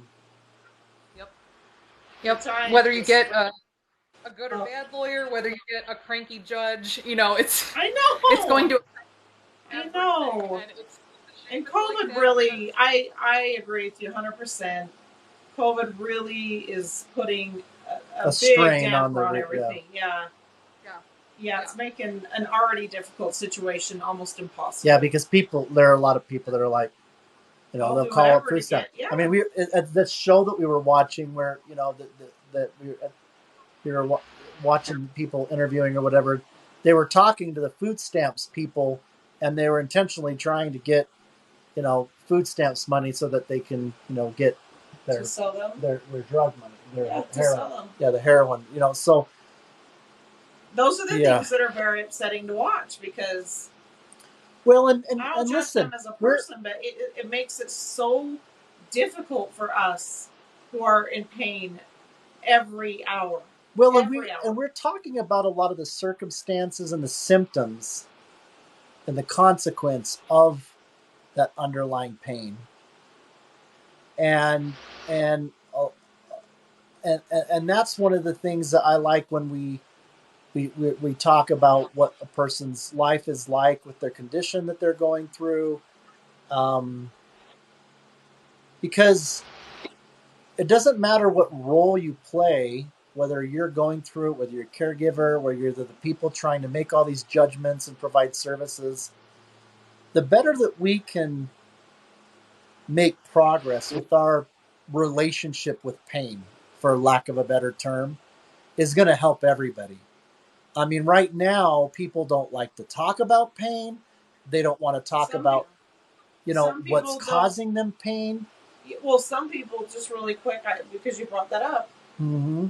we've had some people say, this is great that you guys are doing this, but this is too hard to watch. This is hard to watch for a lot of people that have fairly healthy lives, going about their business. They don't want to. It takes them to a very sad place, and some people just cannot watch, and it's unfortunate because I want to say to them, but you're missing out on the most incredible people on earth. These are people that have to build muscles that most of the world doesn't. These are people that are so damn resilient and so damn beautiful, and they deserve. So maybe it's a little painful and uncomfortable for you to watch. Yeah. But you're missing out on a massively beautiful human. So I wish for those of you that kind of dip in and out, and it might be hard, I implore you to stay because of the person, because of okay, it may be difficult to hear about the pain and the suffering of others, but if nothing else, hang in here long enough to know this person, because their worth is so beyond great. It's just, they'll be a blessing that you'll never forget. Yeah, and one thing that I think is the biggest takeaway for me that I've learned with living with Nell with chronic pain and things, and just even my own conditions, is that people when there's a problem, we like solutions, and with so much in life, there isn't solutions. There's not something that you can fix. There's not something that you can change. Sometimes the reality is there are some things that can help, increase awareness, all these things that can help, all these things that we're talking about can help. But help what? It can help us cope. It's like cope is something that is just, nobody wants to hear that's what we have to have as a takeaway, is for us to learn and get better with coping. And that might mean that the pain still persists. It might mean the anxiety never goes away. It might mean the upset and the depression isn't completely gone. And the honest thing is that none of us want to cope with anything. We want to be able to have we want it fixed, we want it healed, we want it, solved. Unless you've been doing this long enough, and then what happens is something very beautiful, and that is you start seeing the disruptions in your life. You start seeing miracles. You start seeing beauty where others are missing out, because life kind of slows down, and it really, really makes you grow up. It really makes you, you see the world with a new set of eyes. And so I wouldn't trade, for myself, I wouldn't trade what I have for the world, because it's given me way more than it's taken. And I will be first in line to say, with me saying that, that I have been so guilty of resisting that. I have not wanted to accept that truth, that you're just going to have to cope with it. Put your big boy pants on, grow up, take this opportunity to grow and in any way that you can. But you just gonna have to kind of fall into this, I don't know, kind of sort of a peace, if you will, that's after the resistance of it. And you may never completely stop resisting it. I know for me, it's not like I am speaking from some kind of pulpit as if I've just arrived, right? Like it's just so easy. I've just accepted it, follow my example. No, I struggle every day with that reality of getting better with just sitting in the coping of it. I think there's power in just saying that and just sitting in the coping of it. You can actually, as far as where we let our minds go and our hearts and our souls, you can actually you can go beyond coping and you can enter thriving in a way that is hard to describe to normal society. It's a thriving that is so beautiful and so miraculous. If you think just about the simple fact that your body is still going after all that it's gone through, all the beatings, serious beatings it's gone through, that in itself is such a wonder to me. And Absolutely. And looking at you, just, this is someone who suffers, and she's sitting there like this beautiful. You just look like this beautiful. I say statue in the most beautiful way. I'm trying to mean that in the most beautiful way. You're just this beautiful, picturesque. I'm trying to, do you know what I mean? But at the same time, I will admit I'm in so much pain right now. Exactly. Yeah, there you go. and we want to and that we want to give you an opportunity to kind of close, because we don't want to keep you. No. I know that the people that we interview, that's something that we commonly hear. It's kind of that bittersweet, right? It's like, hey, it's not like I'm just all of a sudden okay. Let me do an interview. And wife Jazzy that joined in says, once I made peace with it, the pain's still here, but acceptance has power. Do those things that we're talking about speak true to you? And what are some final thoughts that you would want to say to people that are struggling with all of this, with coping with all of it? Oh, that's a big one.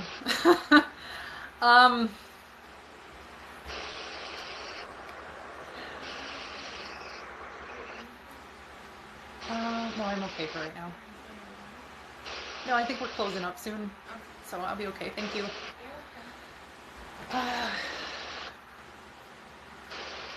Okay, sorry about that. Can we actually reword the question? Yeah, absolutely. No. Don't be sorry, because you've seen me have several moments of like, where the heck was you don't need to apologize. The short of it is that we're talking about there's all these things that can help, but in the end we still need to cope. And just the power in kind of accepting that. What are some of your thoughts as we kind of wrap up that you'd have about that, and anything else that you want to kind of close with? I will admit I have a hard time accepting it, mostly because I tend to look long term, and I'm like, I can't believe this is going to be a lifetime of this. Yeah. But at the same time,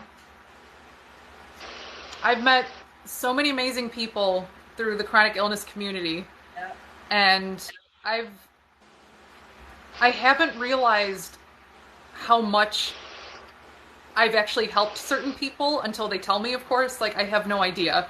Yes. And I always think I'm just doing funny skits, or I'm just telling facts about fibromyalgia or anything like that. And people message me and say, you know what, thank you so much. Like, I'm not brave enough to do a video, but it's nice knowing that I'm not alone. And that was my main purpose for why I wanted to reach out. Love it. And tell people about it, and in hopes that I'm not alone, in hopes that I was going to find other people that have the same thing, because I have not met a person in real life that has the same thing. There you go. Especially in the, so I did it for myself in the beginning, and in the end, it turned out that others messaged me thanking me for something I thought I was doing for myself, Yeah, you there know, you and go. Yeah. that it was one of the best feelings. And yeah, I don't even know how to describe how humbling that was to hear it from not just one person, but like multiple people just say, you know, like thank you so much, and I look forward to your videos, and you know that all of that. And the people who even do simple, funny comments on my videos, especially the fibromyalgia ones, just being like, "Oh my God, yes, thank you. This is what it's like," and you know, like my joking ones, even they're like, "Yes, this is spot on. This is 100% true," and um, I'm in hopes that I, I tend to realize that the videos that I'm more serious and I'm just kind of spouting facts, you tend to only get the chronic illness community to be like, yeah, we're with you, you know. When you have like the joking ones, I feel like people outside of that realm might be able to see them more and be like, so that's what that might be like, Mm. you know. And I'm hoping that to kind of reach them too and just be like, you know, like we've been saying this whole time, it's not as easy as it looks, you know, we're not being lazy, you know, we're not making anything up. It is real. And this is how it is, you know, and that's kind of what I aim for with, you know, those kind of videos, or just to make people laugh. Put it simply as that. I just like to make people laugh and entertain and just have fun with it. Yeah, because But just because you're sitting here pretty as a picture, you guys, it takes. I can't imagine what it takes that took out of you you. to, or even the amount of time because of, you know, your body saying, "Hey, I'm hurting," or "I need to rest," and you got to go do that, and then you got to go back to getting ready, and then because that's how it is for me. Or just crashing after. But right? I'm always impressed, and I always know that when you guys sit in front of the camera, that it is no small feat. Yeah. And oh God, no. And for those of you that don't want to be seen, you don't have to be seen. That's right. But yeah, again, just because she looks flawless does not mean she's not suffering, or that she hasn't suffered all day up until now. And I'm sure even just sitting probably hurts your spine pretty good. Yeah. Yes. But I'm in a lot of pain right now. Or not, I just have a good poker face, and that's what you also learn is how to mask it or how to hide it when you have to. Most of all of my days, I just spend on the couch. I don't have makeup on. I'm in my PJs 90% of the time, probably more than that. And today was no different. I did my makeup 2 hours before we started doing this because I didn't want to risk not feeling well and then not being able to do it because I know that's what I do. Not today, but normally that's what I do. Believe me, I spend most days, you know, like I said, I'm a complete couch potato, you know, not at all like this. Yeah. but not a couch potato. I really only got ready 2 hours before. And no joke, I think a half hour before we started, my pain increased like that. Yep. And I don't know why, it just did, and I've been in a lot of pain, but it at the same time, talking with you guys, it keeps my mind off of it, and you made me laugh. So I'm just very amazing. Oh, you are amazing. It could have easily been, again, because, you know, we have so many similarities. Sometimes I can get just your body tensing up, and especially with her where, you know, her jaw is really, and then her spine tensing up even a little can cause a pain spike. Yeah. And so it may have been, and then concentrating on makeup when your face needs to be held still, or just those little teeny things can make such a difference with your pain spiking. So when people are going to be able to watch this, they're going to be able to, you know, and I appreciate you being gracious. I know we've been talking a little bit, a lot about Gracie in the comments. She's one that actually doesn't, you know, post things. She's got a lot of knowledge. She might not even go live because of concerns that she's got with the family. So it what you did graciously, and how that all played into this conversation was really servicing her, because she might not be in us as well. She yeah, exactly. Yeah, great to say. You know, and I know that there are other people like her that you mentioned a little bit of, you know, maybe someone, you know, and it's not always because of whether they have courage or not. It could be because of, you know, complications with, you know, legality, or people that are, you know, that there's all sorts of reasons why people might not be in a position where they can be as present, even more so, right? And so all of those we're sensitive to. We're certainly sensitive to what you're going through and what you went through today to be, you know, prepared for that. And you really, you know, have blessed a lot of people today, for sure. Anything that you want to say? Yeah, I'm just looking at comments, and I'm trying to remember one of the earlier comments where he was asking, or someone was asking and saying, I'm just newly diagnosed with fibro, and then the one that was asking about how he can get help off meds. You know what? Look into insurance. I walked into a hospital, detoxed, and insurance paid for 90% of that. So if you have insurance, do it that way. If not, be very careful and have your doctors help you do it. But I was just flipping through the comments, and you know, my word, what an amazing, Thanks, deep Gracie. conversation that we've been able to have with you. And I agree. Thank you so much. Oh, it's just been, it's been amazing. You're such a blessing, and you know, I want you to, you know, have a beautiful night and take care of yourself. Let your body have some relief from sitting there. But I would love to keep in touch with you, especially as you fight for some rights, and as you kind of go into a new territory with your doctors, and saying, you know, this is the next steps I think my body needs. We would absolutely, it would be an honor to stay in touch with you and I would help you in any way love we that. can. I am here for both of you. If you ever need to vent or talk about anything, please do. I am definitely here. I love you both. I have seen your work before. I really appreciate all you guys. You bet. There's such easy love. Gracie says to you in close, she says, thank you so much. I'm starting to feel safe. She's a blessing. So much love to you, my friend. It's amazing. I love our family. I love them. I love every one of you. You're just amazing people. And this is why I tell people, even though it's hard, stick around, because you don't want to miss out on who they are, just because it's hard to hear what they go through. So with that, I think that's a wrap. Thank you so much for being with us this evening, okay? Tell Christina hi for us. Yes. We sure love you guys. Huge hugs to both of you. Will. And give your boyfriend all of our love. He sounds amazing. 100%. Absolutely amazing. My rock, he's everything. So I definitely will. Okay. All right. Again, we love you. Thanks, everybody. Love you. Bye, See ya. Have a good night.